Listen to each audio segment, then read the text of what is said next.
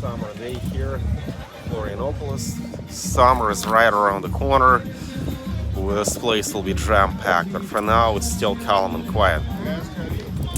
Today I want to talk to you about the critical difference between Brazil and the United States. In the United States we say that the customer is always right.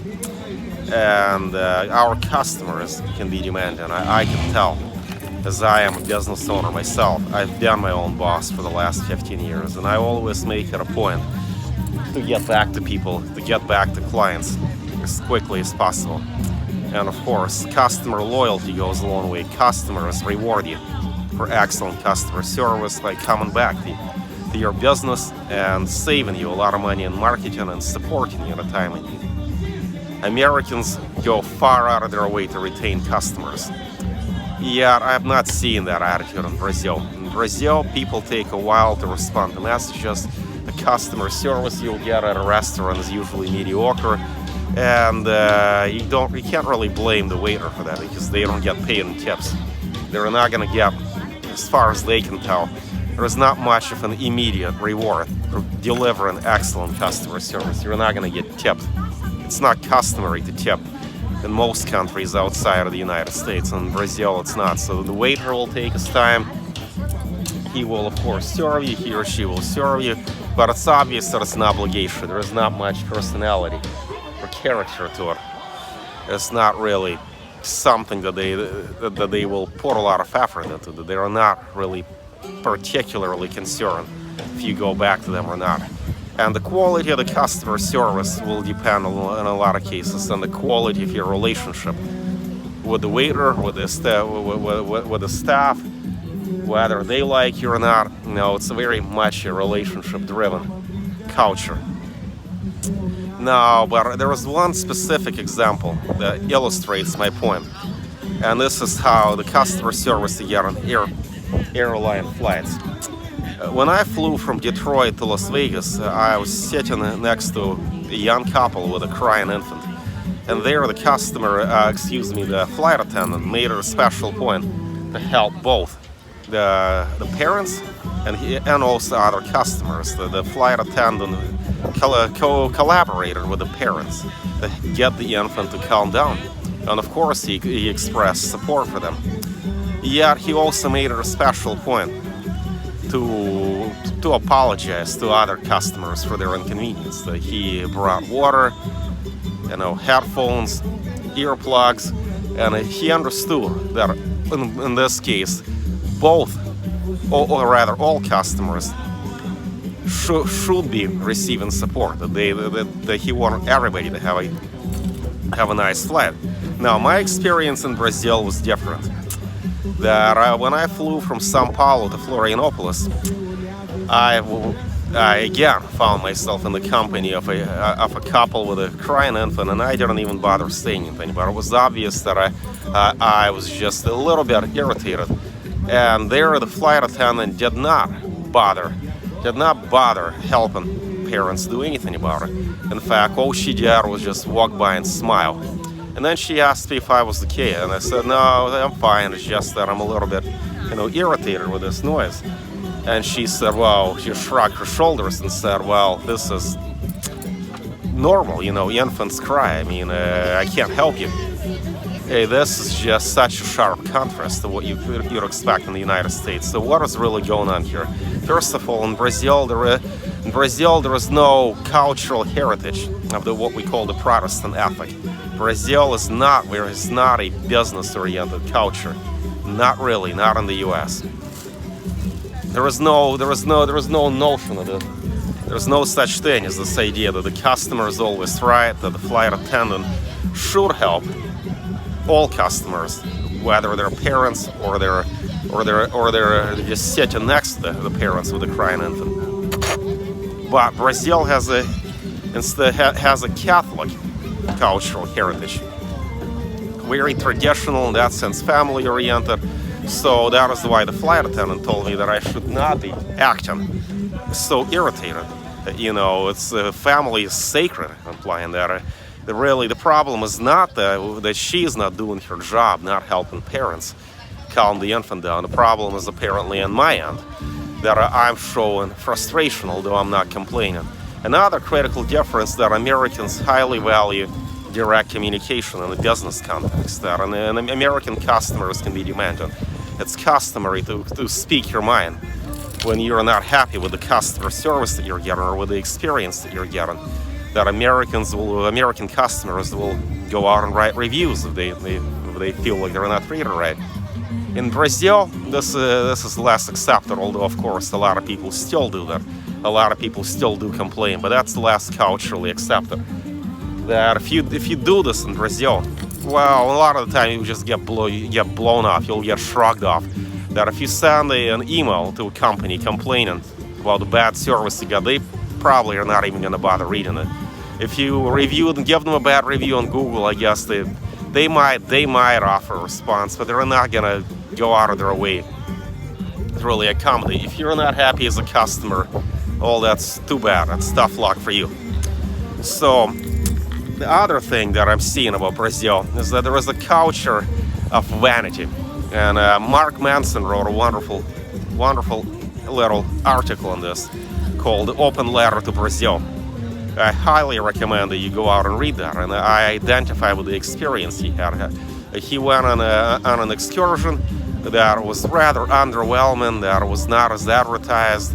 You know, the natural scenery was not as beautiful as he expected it to be. And then when being the American that he acted as the figure of the United States, that he went on to complain. And some of his Brazilian acquaintances went on to complain. And then the customer service reps said, well, at least you guys took pictures in front of that rock, didn't you? It's going to make for great Instagram content. So this is an example of Brazil's Instagram-oriented culture. There is also a cultural precedent, a cultural value of preserving harmony. That you're supposed to act happy even if you're not. You're supposed to act as if somebody is filming you for Instagram.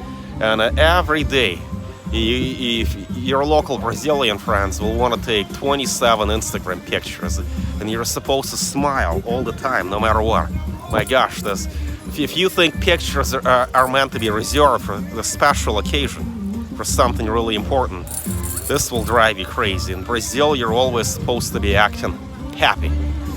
And that is the idea, that when I was showing annoyance and not even complaining about the crying infant, I was committing two major cultural taboos. First of all, it's not appropriate in their culture to be annoyed at any kind of family activity. Secondly, you're not supposed to be showing annoyance at all, no matter how you feel. You're supposed to act like you're an Instagram actor. You know, this is what the flight attendant did. That she put style over substance.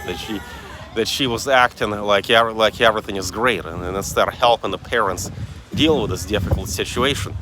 And her job was not to help customers, but to preserve the superficial image of happiness, bliss. You know, what you put on Instagram, and it's actually the opposite of reality.